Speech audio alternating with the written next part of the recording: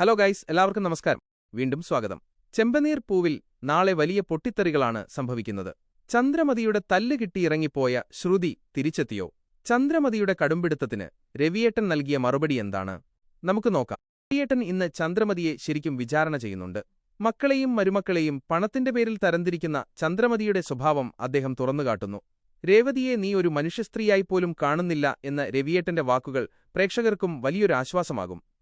വിട്ടിറങ്ങി സ്വന്തം അമ്മയുടെ അടുത്തേക്കാണ് പോകുന്നത്. എന്നാൽ അവിടെയും കാര്യങ്ങൾ അനുകൂലമല്ല. ചന്ദ്രമതിയെ അനുസരിക്കാത്തത് തെറ്റാണെന്ന് അമ്മയും ശ്രുതിയോട് പറയുന്നു.